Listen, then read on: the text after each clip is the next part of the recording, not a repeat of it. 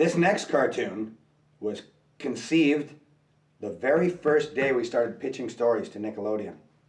First day on the job. And they asked us to write up some premises, which we did. Bob Camp turned in about, 25 premises in half an hour or something like that.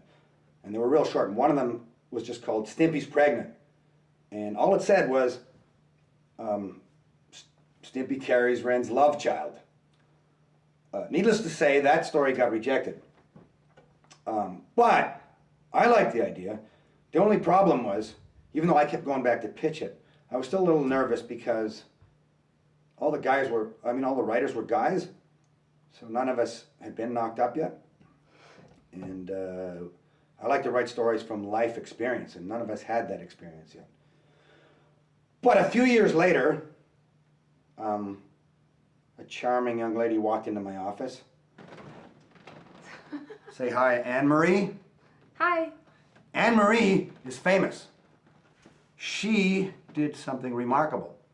She made the first internet cartoons, the first fully animated, well, maybe they weren't fully animated at first, but the first internet cartoons in a show called The Goddamn George Liquor Program. And I remember when I was doing Ren and Stimpy, and a couple years afterwards, I was looking at the internet trying to figure out, is there some way I could make cartoons on this thing?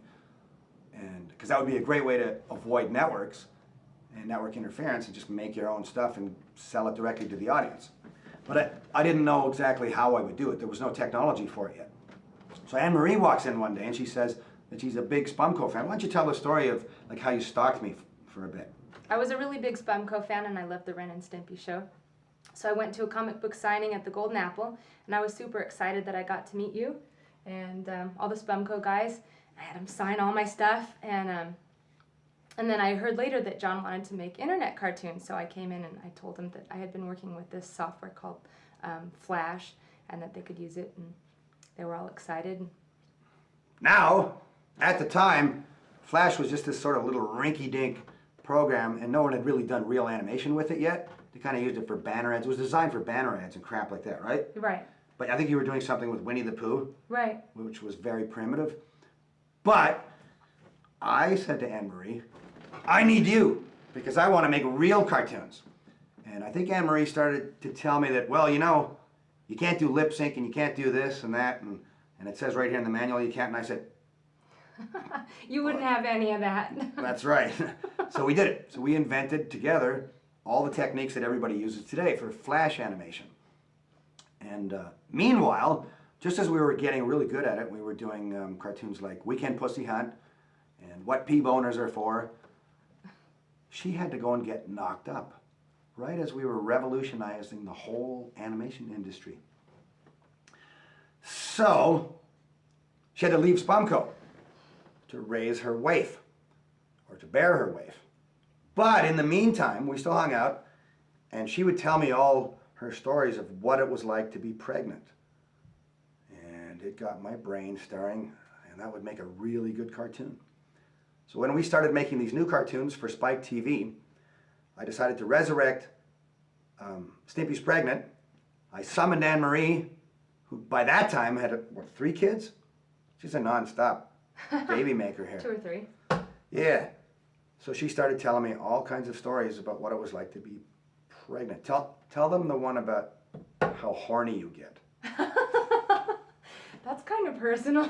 Well, you told it to me. I did. I met you and Eddie at Carney's one night, and you guys were all happy to see each other. And I started telling you all about how it felt to be pregnant, how I wanted to, how I got these kind of crazy frenzied moods, and I'd maniacally move the furniture around in the house. Even though I was pregnant, I'd move big heavy things like pianos and stuff like that. And I was describing to you how my body changed completely, so that I couldn't even tell that it was my body. It was like living in someone else's body. And of course that brought up the subject of how insatiably horny a pregnant person usually is. I guess I can't speak for all pregnant people. So from that, see, she would tell me all these stories, and then I would add gags to it and stuff and build it.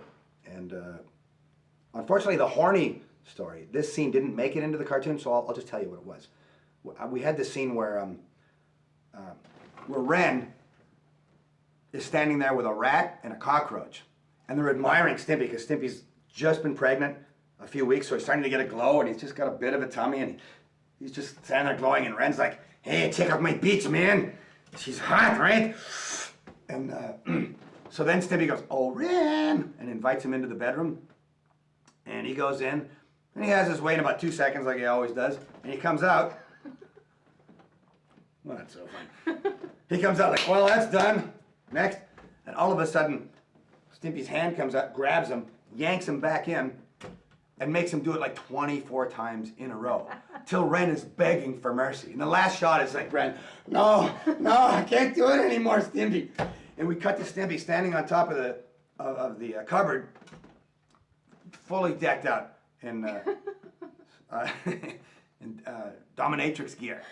And Ren tries to climb out the window, and the little animals on the flowers and stuff are like putting their little arms out to pull him, but too late. Stimpy yanks him back in, and we cut to the door closed, and he's just like ruined. Well, yeah, that didn't make it into the cartoon. And I didn't say anything about dominatrix outfits. No. She has to say that, folks. Did not. No. So, Stimpy's pregnant is one of those episodes where Stimpy's a girl. You probably always wondered about that, and I do too. Sometimes they're husband and wife. Sometimes, they're just pals. And that's it. Stimpy's pregnant's coming up. And here's the MILF that got the whole thing going. Enjoy it.